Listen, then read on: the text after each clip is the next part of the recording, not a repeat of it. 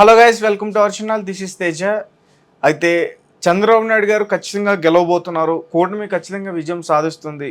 అలాగే 9వ తారీఖు అమరావతిలో ప్రమాణ స్వీకారం ఉంటుంది. ప్రమాణ స్వీకారం రోజున బాబు గారు చేసే మొట్టమొదటి ఫైల్ మీద సంతకం ఇదే అని చెప్పి ఒకటి వైరల్ అవుతుంది. మరి ఆ సంతకం ఏంటి, దేని మీద చేస్తున్నారు, ఇవన్నీ కూడా మనం పూర్తిగా తెలుసుకునే ప్రయత్నం చేద్దాం. సో ఇదే విషయాన్ని మనతో పాటు డిస్కస్ చేయడానికి ప్రముఖ సీనియర్ జర్నలిస్ట్ దుర్గా గారు ఉన్నారు. ఆమెను అడిగే ప్రయత్నం చేద్దాం. నమస్తే మేడం. నమస్తే. సో మెగా డిఎస్సి అని చెప్పేసి నేను విన్నాను. మొదటి సంతకం అది అవునా కాదా? ఎందుకంటే కూటమితో ఒక సూపర్ 6 అని 6 పథకాలు వచ్చాయి.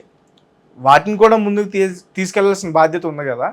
సో అంటే మరి దేని మీద చేయబోతున్నారు మొదటి సంతకం? ఆయన చేవరాలు పెట్టబోయేది మెగా డిఎస్సి, అందులో సందేహమే లేదు మీకు.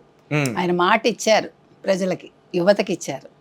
ఇవాళ యువత పోలింగ్ మీరు తీసుకుంటే యువత ఎక్కువ శాతం తెలుగుదేశం కూటమికి వేసింది, చంద్రబాబు నాయుడు గారిని నమ్ముకుని వేసింది. నిన్న అదే కదా ఇండియా టుడే చెప్పింది వాళ్ళ సర్వేలో. యువత ఎక్కువ శాతం వీళ్ళు అనుకుంటున్నారు వైసీపీ వాళ్ళు మాకు వేశారని. వాళ్ళు అసలు వెయ్యలేదు, వాళ్ళు తెలుగుదేశం కూటమికే వేశారు. కారణం వాళ్ళు అభివృద్ధి కోరుకుంటున్నారు, వాళ్ళకి ఉపాధి కోరుకుంటున్నారు. వాళ్ళు ఉపాధి ఎప్పుడైతే లేదో వాళ్ళు విసిగిపోయారు 5 ఏళ్లలో. సో ఇప్పుడు వాళ్ళకి భవిష్యత్తు ముఖ్యం. భవిష్యత్తు అంటే వాళ్ళకి చంద్రబాబు నాయుడే. కాబట్టి చంద్రబాబు నాయుడికే వేశారు అని నిన్న రాత్రి ఇండియా టుడే సర్వే మనకు చెప్పింది. మనం అంతకుముందు చాలాసార్లు చెప్పుకున్నాం, ఇండియా టుడే సర్వే చెప్పక్కల్లా, మనకి ప్రజానాడు తెలుసు కాబట్టి మనం కూడా మాట్లాడుకున్నాం. కాకపోతే ఏంటంటే ఆయన ఇంకొక విషయం ఏంటంటే ఆయన మర్చిపోకుండా ఉండాల్సింది, ఆయన ముఖ్యంగా చేయాల్సింది, ప్రజలు కోరుకుంటున్నది, తెలుగుదేశం తమ్ముళ్ళు కావచ్చు, కార్యకర్తలు కావచ్చు కోరుకుంటున్నది ఏంటంటే ఆ 53 రోజులు. ఆ 53 రోజులు ఆయన మర్చిపోకూడదు. ఆ 53 రోజులకి ఆయన రివెంజ్ తీసుకోవాలి. ఇప్పుడు మన ఈయనెవరు లోకేష్ గారు రెడ్ బుక్ పెట్టుకున్నారు కదా. సో రెడ్ బుక్లో ఆయన అమలుపరిచినట్టే ఈయన 53 రోజుల్లో ఆయన పడ్డ వేదనకి, ఆయన భార్యని అసెంబ్లీలో అన్న మాటలకి ఆయన తప్పకుండా దానికి రివెంజ్ తీసుకోవాలని ప్రతి ఒక్కళ్ళు కోరుకుంటున్నారు. రివెంజ్ అంటే ఎవరిని చంపడాలు కొట్టడాలు అక్కర్లా, అలా చెయ్యం మనం.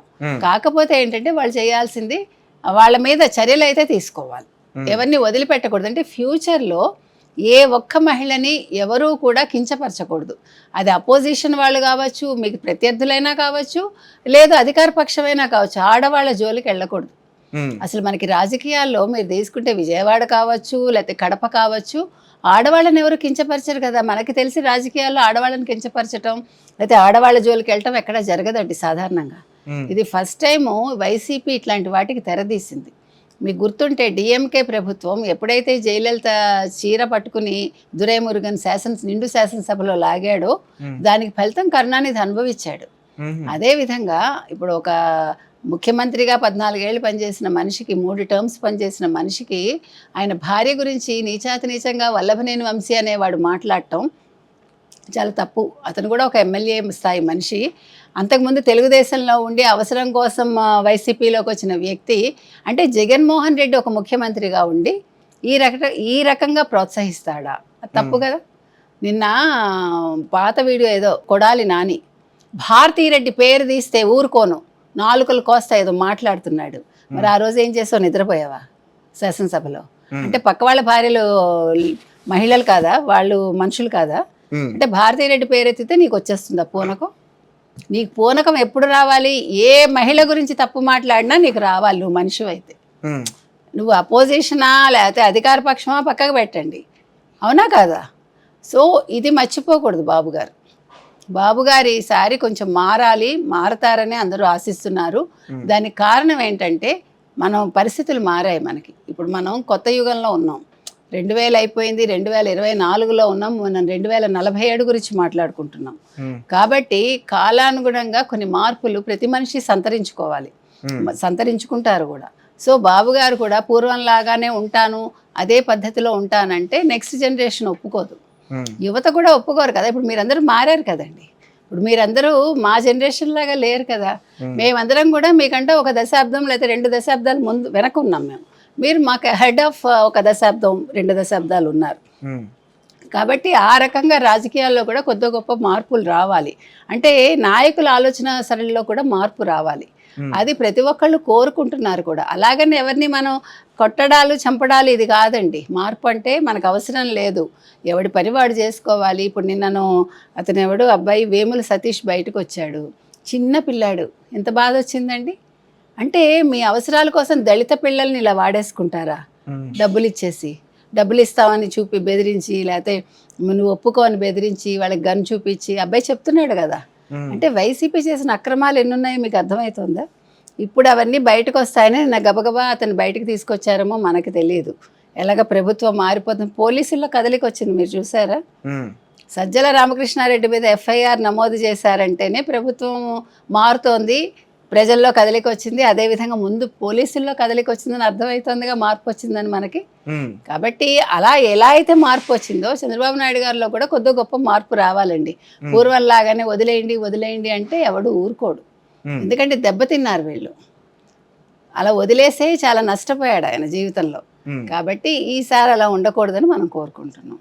అంటే రివెంజ్ పాలిటిక్స్ చేస్తే ఇబ్బంది కదా. మనం రివెంజ్ అంటలేదు కదా, నేనేమంటున్నాను, మీరు కొట్టద్దు చంపద్దు, కానీ తప్పు చేసిన వాడిని ప్రభుత్వం అది శిక్ష పోలీస్ స్టేషన్లో రిజిస్టర్ చేయండి, కేసులు నమోదు చేయండి, కోర్టుకు వెళ్ళి వాదించుకొనివ్వండి, వాళ్ళు శిక్ష వేయనివ్వండి. అది మనం అడుగుతున్నాం.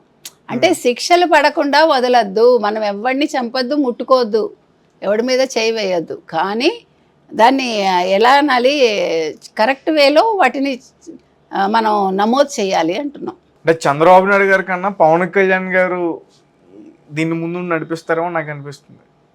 ఎందుకంటే ఒక మాట వినిపిస్తుంది బయట, హోంశాఖ ఆయన చేయబోతున్నట్లు. సో దాని గురించి ఆయనకి ఇస్తే బాగుంటుంది, హోంశాఖ ఆయనకి ఇస్తే కరెక్ట్గా ఎక్కడ వాళ్ళని అక్కడ పెడతాడు ఆయన. ఎందుకంటే మేడం పవన్ కళ్యాణ్ గారు తండ్రి గారు ఆయన ఒక కానిస్టేబుల్, దాని తర్వాత వచ్చారు. ఇప్పుడు ఆ డిపార్ట్మెంట్కి ఆయన హెడ్గా ఉంటే నిజానికి చాలా ఇదేమో అనిపిస్తుంది. లేదు, అది మంచి ఆలోచనేనండి, చాలా మందికి ఉంది అది, డిప్యూటీ సీఎం చేయాలి, ఇది హోంశాఖ ఇవ్వాలి అని చాలా వినిపిస్తోంది మనకి. నిజంగా హోంశాఖ ఇచ్చినా కూడా చాలా బాగా చేస్తారు ఆయన. ప్లస్ ఆయన కూడా చాలా బాధపడ్డారు కదా, ఆయన కూడా చాలా మాటలు అన్నారు, ఆయన వ్యక్తిగత జీవితం తీసుకొచ్చి బాధ పెట్టారు. సో అవన్నీ ఆయన మర్చిపోరు, అలాగని మర్చిపోరని అదే చెప్తున్నాను నేను.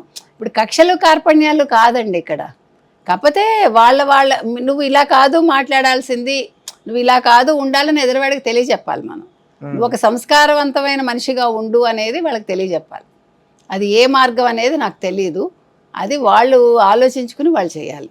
కాకపోతే ఏంటంటే మీరు చెప్పినట్టు ఒకవేళ పవన్ కళ్యాణ్ గారు హోంశాఖ తీసుకుంటే మాత్రం లా అండ్ ఆర్డర్ చాలా సక్రమంగా ఉంటుంది, చాలా చక్కగా కూడా ఉంటుంది. రాష్ట్రంలో ఎటువంటి అల్లర్లు అయితే ఉండవు.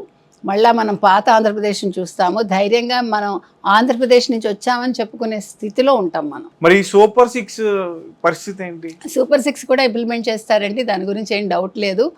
వాళ్ళు ప్రకటించినప్పుడు ఇప్పుడు ఏదో సజ్జల గారు ఇవన్నీ జరగని హామీలు, వీళ్ళు ఎలా చేస్తారు, అదంతా జరిగే పని కాదు, ఎలా కుదురుతుంది, ఇంత డబ్బు ఎలా తీసుకొస్తారు, మా వల్లే కాలేదని మాట్లాడాడు ఆయన. అందుకనే మేము వాళ్ళని చూసి వాత పెట్టుకోలేదు. మా నవరత్నాలు కూడా, వాళ్ళే నవరత్నాలు కూడా పెద్దగా మార్పులు చేర్పులు చేయలేదు కదా. ఎప్పుడో 2 ఏళ్ల తర్వాత మీకు 250 పెంచుతాం, ఇంకో 2 సంవత్సరాల తర్వాత 250 పెంచుతాం ఏదో చెప్పారు వాళ్ళు.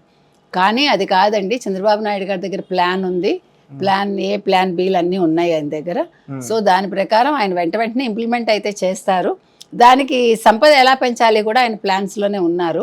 కాబట్టి రాష్ట్రం అయితే ఆర్థికంగా పుంజుకుంటుందనే ధైర్యం అయితే అందరిలోనూ ఉంది. మనం మళ్ళా నెంబర్ 1 స్థాయికి వస్తాం.